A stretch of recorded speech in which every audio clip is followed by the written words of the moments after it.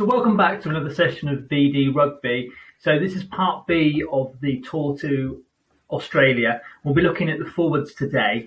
In particular, we'll be starting from the back row, where, we have an absolute choice as an England team. It's just trying to get the balance, I think.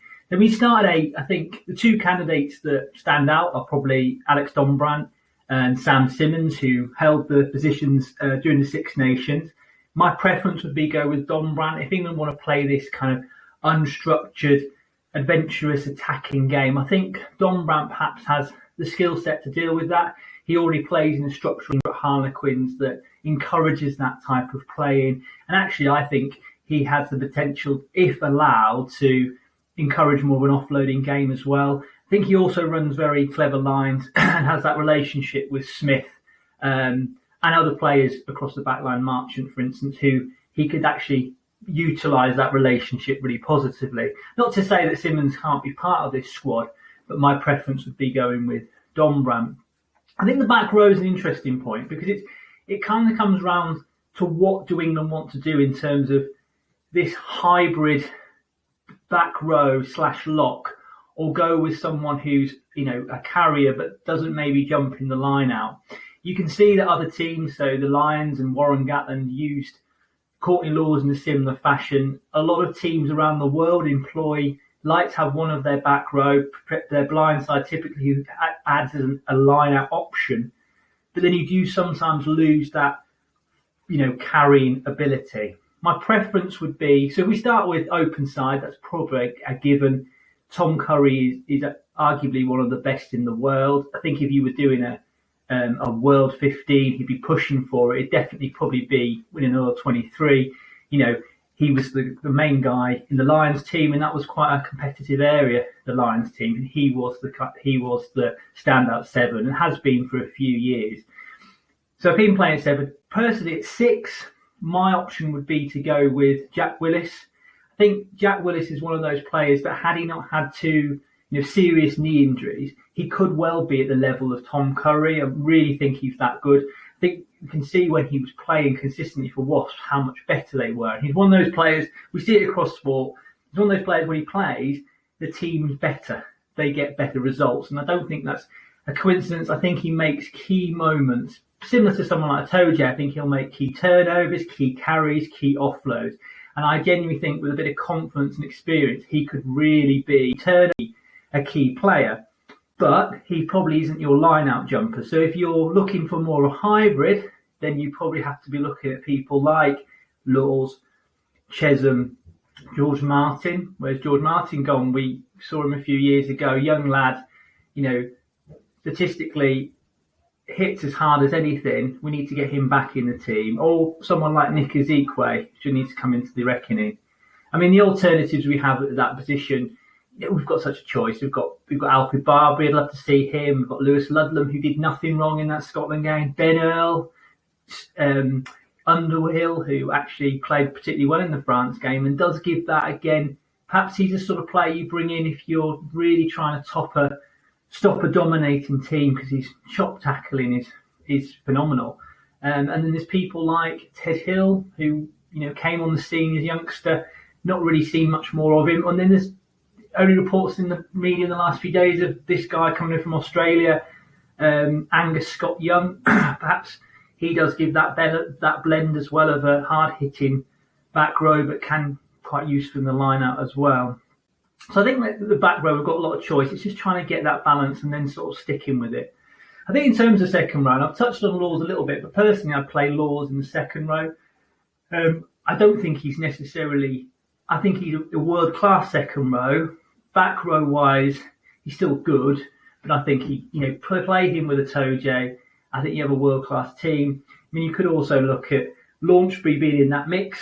Again, very experienced guy, brings a slightly different element, but good ball in hand, makes good decisions, good leadership experience. And then you've got those other people, those hybrid players, the Cheshams, the Ezekwes, the George Martin, who could also be fed into that. So I think you have those players all around the squad and you keep exposing them to them so that they can fit in. Because we do get injuries, we get people dropping out.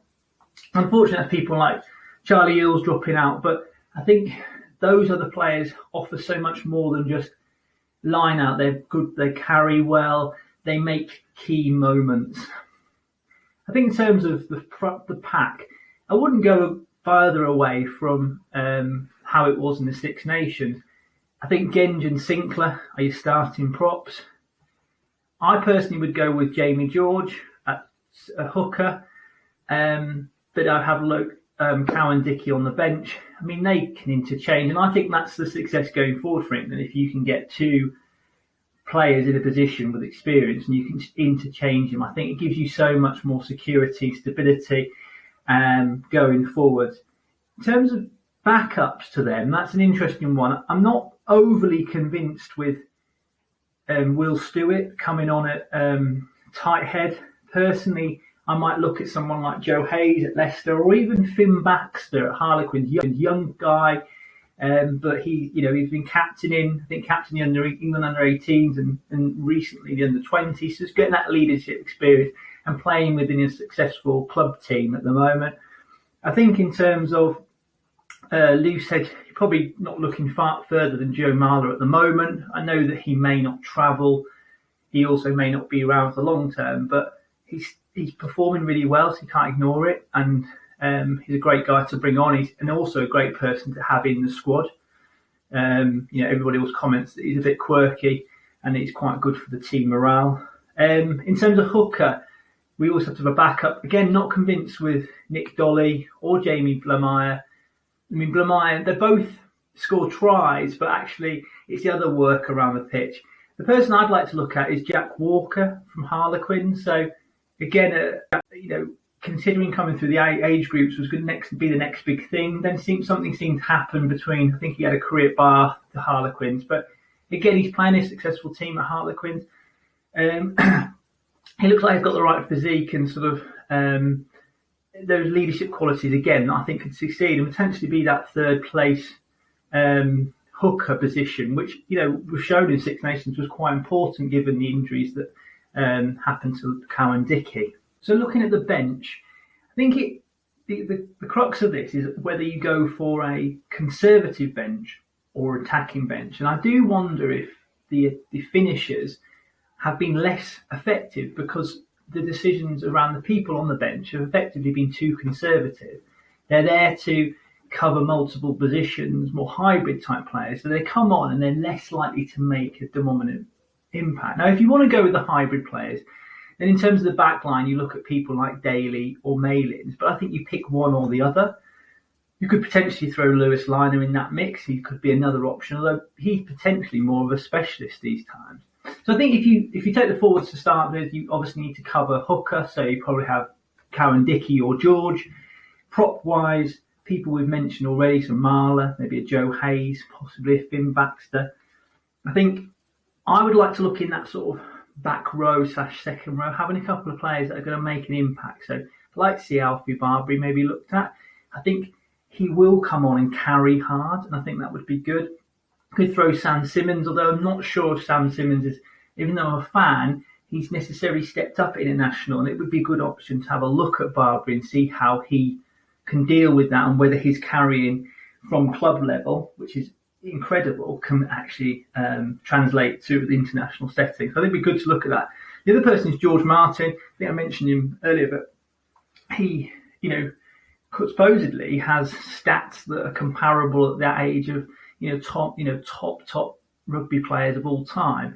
He's known to hit hard. He's been a successful youth team at Leicester. He's obviously been capped early. And again, playing in a successful forwards team at Leicester. So perhaps someone like that who can quite easily play second row and across the back row, depending on what we need. But I mean, you could throw the names into that mix, Zeekways and Chesums as such. But George Martin I'd like to persevere with. We hyped him up. Let's give him some confidence and get him playing some more games.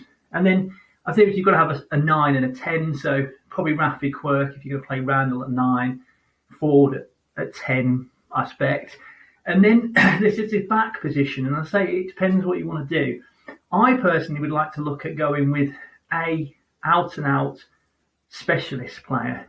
And I think if you play those positions, then you could someone like Liner who maybe covers a little bit more but's more specialist, Or you could go with some of the people we've mentioned earlier, like a Hassel Collins or a Cock and a Singer. Those type of people who are specialists, and they come on, they go in to make an impact. I mean, Cock and a Singer would be a good one. He comes on and instantly he's going to make an impact there. Thank you. That's the end of part B. That's my 23 for the start of the summer tour. We'll be doing more videos soon, so stay put and subscribe.